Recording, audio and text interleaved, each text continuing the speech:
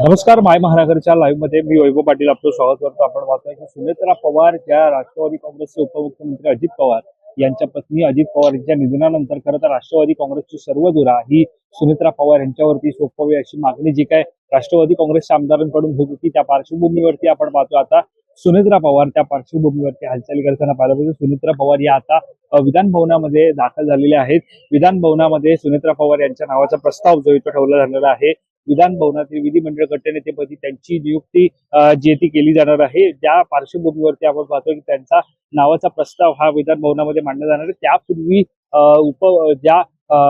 सुनेत्रा पवार ज्या त्या विधान भवनामध्ये दाखल झाल्यानंतर सर्व आमदारांनी त्यांचं स्वागत जे ते केलं।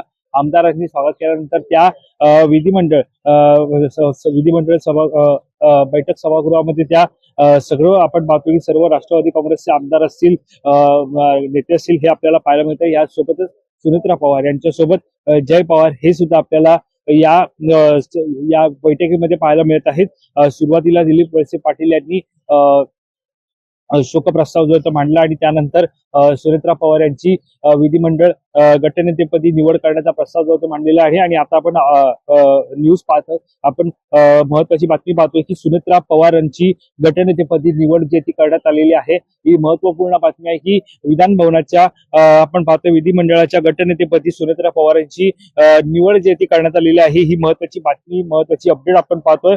खरं तर अजित पवार यांच्या निधनानंतर राष्ट्रवादी काँग्रेसची संपूर्ण धुरा ही सुनेत्रा पवार यांनी सांभाळावी अशी मागणी जी आहे ती सर्वत्र आमदारांकडून केली जात होती। ज्या राष्ट्रवादी काँग्रेसचे जे काही आमदार आहेत त्या आमदारांकडून ही मागणी जी ती केली जात होती। आणि त्या पार्श्वभूमीवरती आपण पाहतोय सुनेत्रा पवारांची दिलीप वळसे पाटील यांच्याकडून गटनेतेपदी निवड करण्याचा प्रस्ताव जो तो मांडण्यात आला। आणि आता आपण पाहतोय सर्वांमध्ये सर्व आमदारांनी सुनेत्रा पवार यांच्या नावाला पसंती जी आहे ती दर्शवलेली आहे। आणि राष्ट्रवादी काँग्रेसच्या विधिमंडळ गटनेतेपदी सुनेत्रा पवार यांची नियुक्ती जी आहे ती झालेली आहे।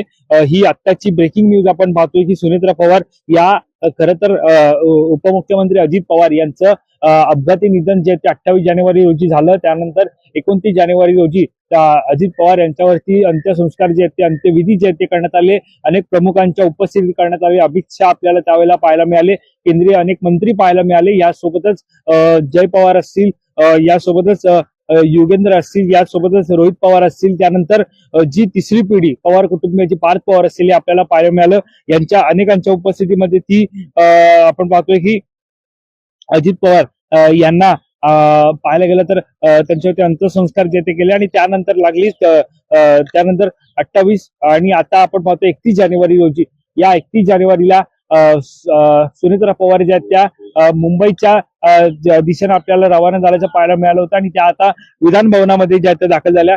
विधान भवनामध्ये दाखल झाल्यानंतर सुनेत्रा पवार यांनी सुरुवातीला अजित पवार यांच्या कॅबिन मध्ये ज्या त्या दाखल झाल्या। आणि त्यानंतर त्यांनी अजित पवार यांच्या प्रतिमेसमोर फुलं जे ती वाहून त्यांना श्रद्धांजली जी ती वाहिली। आणि त्यानंतर उपमुख्यमंत्री पाहायला गेलं तर उपमुख्यमंत्री कॅबिन मध्ये ते सध्या पाहायला मिळतात। आणि त्यानंतर आज संध्याकाळी 5 वाजता सुनेत्रा पवारांचा उपमुख्यमंत्री पदाच्या शपथविधीचा कार्यक्रम जो आहे तो पार पडणार आहे।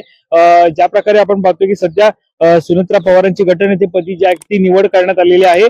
आणि या निवडीनंतर सुनेत्रा एकमताने ही जी काही निवड करण्यात आलेली आहे। आणि यानंतरची ही सगळी आपण धावपळ जी आहे ती सध्या पाहत आहोत। विधान भवनामध्ये सर्व आमदार जे आहेत ते सध्या आपल्याला पाहायला मिळतात, दाखल झालेले आहेत राष्ट्रवादी काँग्रेस अजित पवार गटाचे। खरं तर उपमुख्यमंत्री पद हे राष्ट्रवादीकडे राहावं यासाठीची ही संपूर्ण गडबड होती। सुनील तटकरे असतील, प्रफुल्ल पटेल असतील, यांच्या माध्यमातून आपल्याला सातत्याने बैठकांचा आढावा घेतानाच पाहायला मिळालं। अनेक अपडेट जी ती सातत्याने त्यांच्या माध्यमातून देण्यात आली। आणि आता ही 2 प्रस्ताव जे ते मांडण्यात आले। सुरुवातीचा पहिला प्रस्ताव होता तो म्हणजे शोक प्रस्ताव होता अजित पवार यांच्या निधनानंतरचा। आणि त्यानंतर आता प्रस्ताव होता तो म्हणजे गटनेते पदाचा। विधिमंडळ गटनेतेपदी ही एकमतानं सुनेत्रा पवार यांची जी ती निवड जी ती करण्यात आलेली आहे। या निवडीनंतर आता पुढचं जे असणार आहे ते म्हणजे शपथविधी सोहळा असणार आहे। सायंकाळी 5 वाजता लोकभवनामध्ये राज्यपालांच्या उपस्थितीत हा शपथविधी सोहळा जो आहे तो पार पडणार आहे।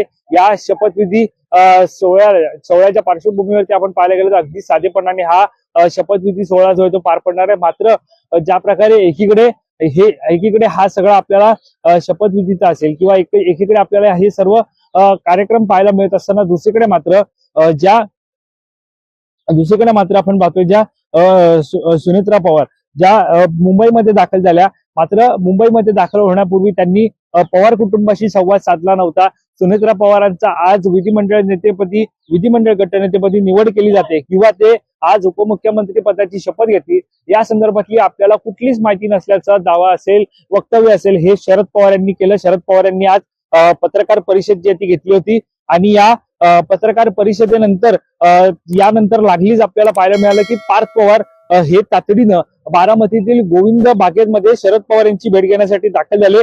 ते त्या ठिकाणी दाखल झाल्यानंतर पाहतोय आपण ते गोविंद बागेत दाखल झाले आणि त्या ठिकाणी दाखल झाल्यानंतर ते शरद पवार यांची समजूत काढताना आपल्याला पाहायला मिळत होतं. मात्र आपण जर स्टेटस सध्या पवार कुटुंबातील सुप्रिया सुळे यांचं पाहिलं तर सध्या संसदेचं अधिवेशन सुरू आहे आणि त्या अधिवेशनानिमित्त आजच सुप्रिया सुळे ज्या त्या दिल्लीच्या दिशेने रवाना होणार आहेत. त्यामुळे आता जो शपथविधी सोहळा सायंकाळी 5 वाजता होणार आहे, या शपथविधी सोहळ्याला नेमकं पवार कुटुंबातून कोण कोण उपस्थित राहतं हे पाहणं महत्वाचं ठरणार आहे.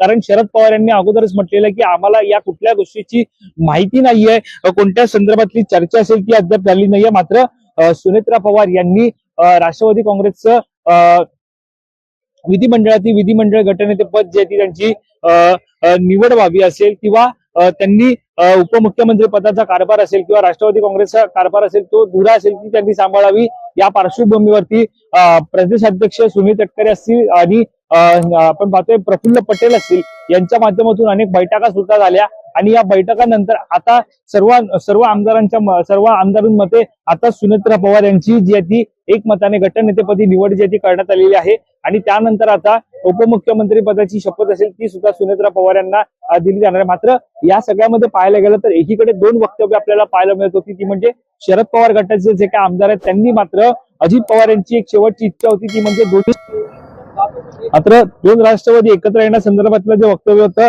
ते शरद पवार गटाच्या आमदारांकडून बोलून दाखवण्यात आलं होतं. मात्र ही शेवटची इच्छा असल्याचं सुद्धा वक्तव्य त्यांचं होतं.